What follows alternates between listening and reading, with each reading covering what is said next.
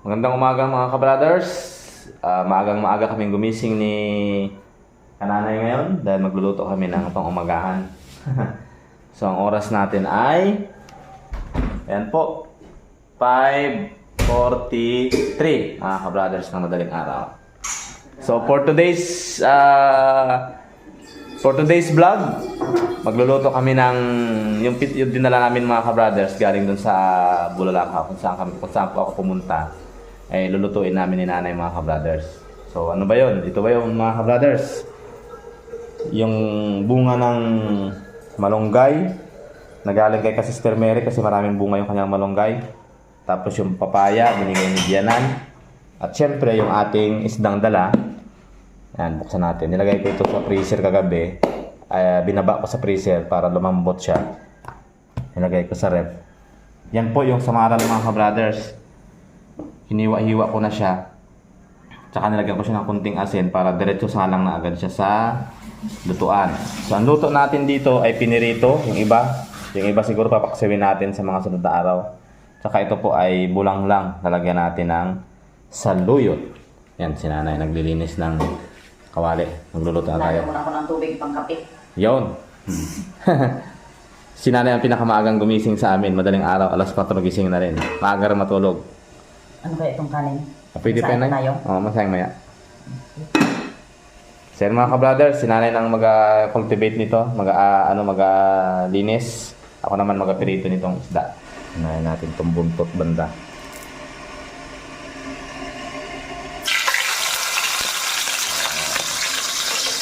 Saka itong laman.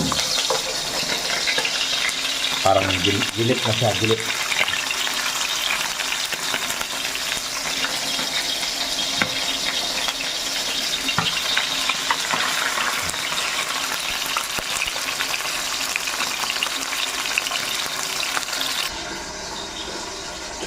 Samantala, nabalatan na ni nanay yung yung bunga ng malunggay.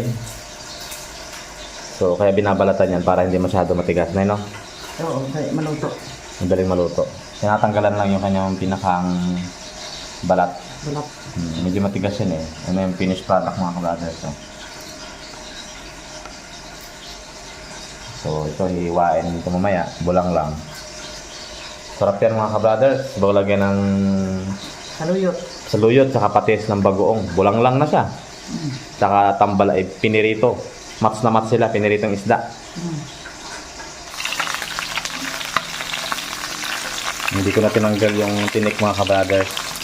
Kasi pipirito yun naman eh. Pero pag ito ay mga paksiw, tinatanggal natin itong gilid na tinik mga ka-brothers.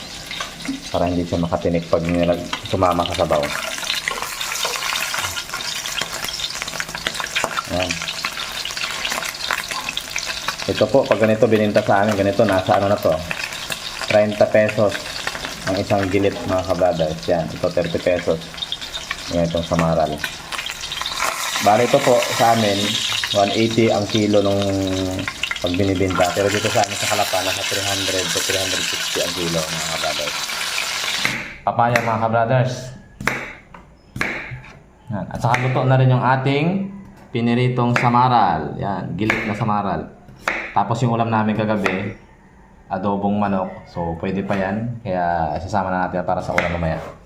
Ngayon po ay pinagsama ko na yung bunga ng malunggay at saka papaya na lagain. Pero silang matigas eh. Talaga, matagal-tagal na lagaan yan. Oo. Ilang ko na yun? Ilang minuto na eh. Oo. Mga 10 minutes or 15. Ayan. Tapos, kuha na tayo ng Saluyot. saluyot. Saluyot ng mga maganda yan ihalo. Good morning! Good morning. Kuha tayo ng dahon ng saluyot. Fresh from Kananay's Garden.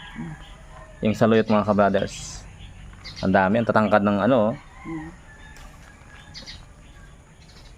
Mahal ang saluyot ngayon sa palengke. Uy, pep. Mga Ay, may tanim pala. kabrothers, ito inililisan ko, kinuha ko ibang saluyot kasi may pinula na akong Panibago. alugbati. Alugbati. Alugbati yan. Ito pala ay alugbati mga ka-brothers. Yan. Yan, ang alugbati, nagsibol na. Yung tataba ng saluyot to. Sari-sariin natin ano. Tanim. Tapos yung kalabasa natin malaki na. Oo. Hindi pa nagbunga na yun, oh. Hindi pa. Yung utod mo to, hay? O pinutol ko yan para daw magsanga.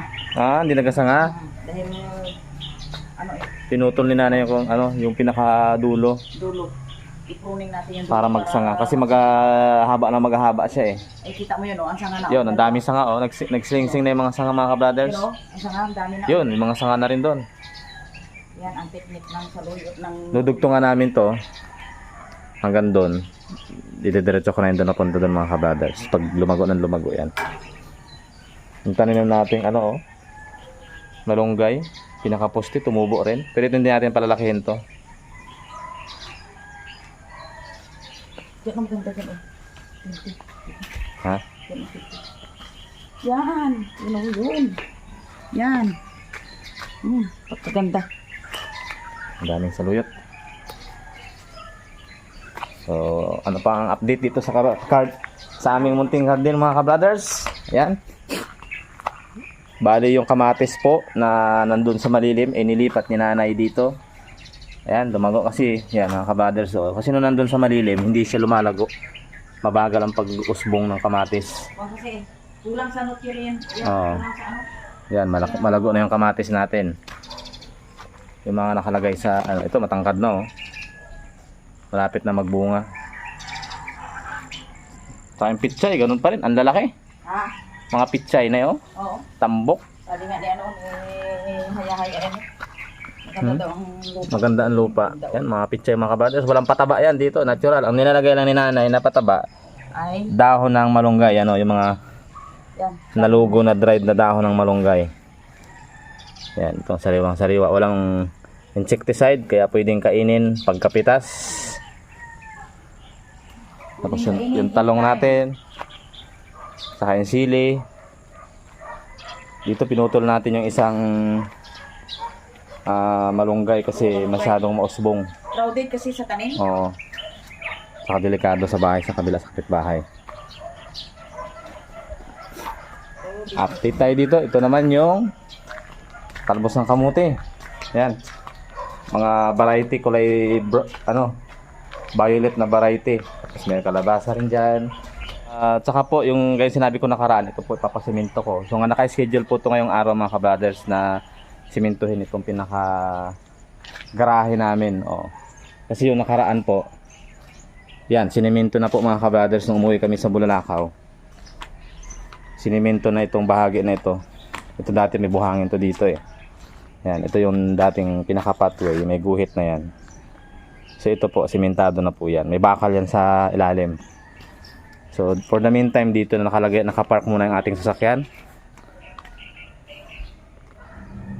So ngayong araw po naka-schedule itong kabilang part naman ang sisimentohin mga ka-brothers at saka yung pinakalabas. Yan mga ka-brothers. Yan, may nakalagay namin nakaabang na bakal dito yan oh. Yan, mga bakal na yan. Kasi yan sisimentohin rin natin diyan. Pantay mahirapan mag-vlog. Ay mag-parking.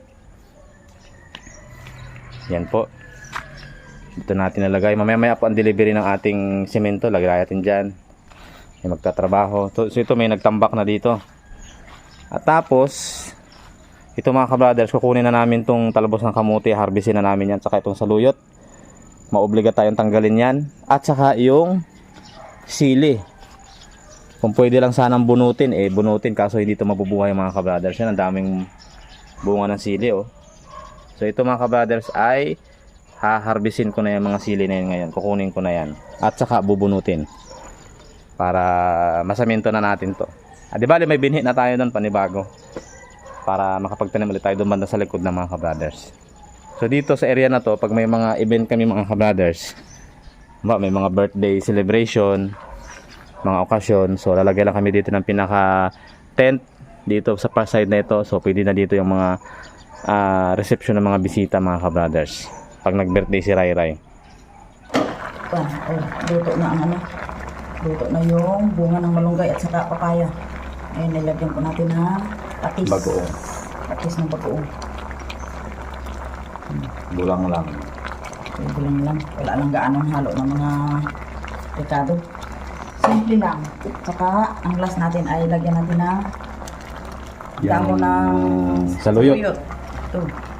Mas maraming dahon, mas malasa.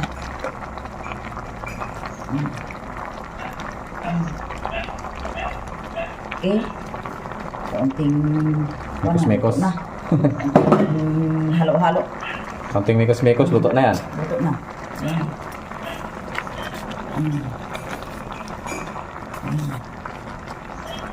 Mga kabrothers, binunot na natin yung sili. Mabutit malambot yung sili mga kabrothers. Yan o, yung ugat. Malambot yung lupa, kaya subukan natin na Itanim sa kabila. itanim doon sa Ang kabila dami mga kabrothers. bunga. Yan o, dami. Wow! Namumula. Juicy talaga. Ang bunga. Yan o, Sa ilalim, sulit mga kabrothers o. Uy!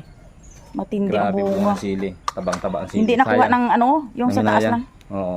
Yung sa taas lang kuha ng ibon. You know? Kaya nga. So, kunin ko lang po ang laman Parang- yan mga kabrothers. Laman, yung bunga. Parang Tapos prutas i-stack namin. Tapos gawin namin sinamak. Parang And then subukan natin itanim. Kasi malambot yung lupa baka mabuhay. Buti na lang yung lupa ay malambot. Kaya nung hinugot ko, na sumama naman siya. Kaya update ko kayo pag tumubo mga kabrothers. Tanim namin ito sa likod. Hayang naman malaki na. Talagang sulit na sulit namumula. Dami Mahal pa naman sa palengke niyan. Ang isang balot niya na ganun konting piraso lang. Dito libre lang. Kunin natin yan lahat. Siling labuyo. Kunin talaga natin yan lahat. Okay. Ano yung mga nilipat naming tanim? Yung malaking saluyot dun sa dulo, dito nilipat namin mga kabrothers. Kasi kaya namin nilipat, baka mabuhay pa yung mga binhi kasi niya. Pag yan ay magulang na, pwede natin ulit itanim. And then, yung isang sili na binunot natin, ayan, wala nang mga bunga, tinanggal na. Dito natin nilagay sa gilid. Yan yung isang saluyot, nilagay rin natin dyan. At saka, yung isang sili pa mga kabrothers na binunot natin, na tinanggalan ng mga bunga. Yung natira konti, ayan, dyan natin tinanim. Saka ito yung pinakamalaki, yung isang grupo ng kumpul ng mga sili. Yan. Ilang puno yan? 1, 2, 3, 4, 5, 6, 6 na puno. Isang grupo kasi sila, kaya hinugot natin. Dyan natin tinanim. So sana mabuhay siya at tumuloy-tuloy ang bumbunga. Si nanay ay katatapos lang rin maligo. Okay na? Okay na. Kakain na tayo? Okay.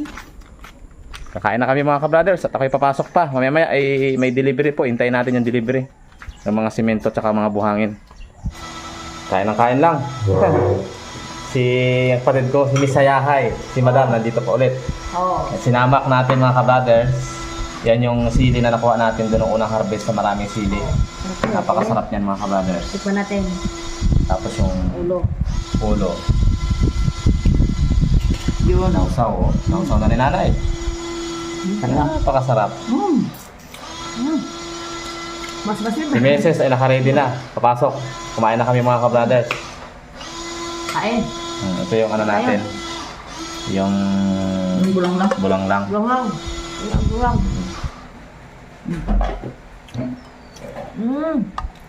Ito yung mga galing sa kwan.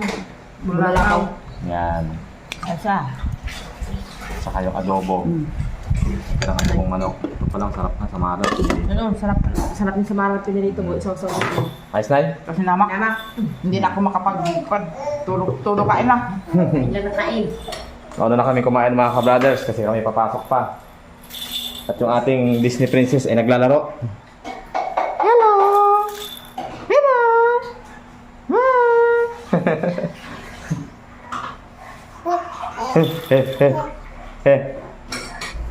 Diyan na yung ating delivery mga kabrothers. Diyan na yung ating gagawa ng ano. Sige ho. Pathway.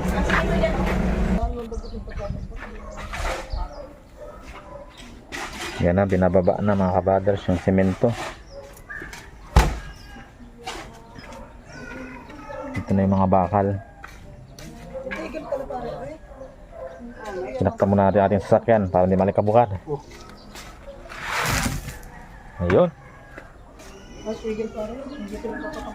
Yan mga kabrothers, natapos na po ng pagsimento yung ating harap ng bahay, yung pinaka-parking natin. So, isang araw rin tinrabaho yan mga kabrothers. Yan, hanggang dito.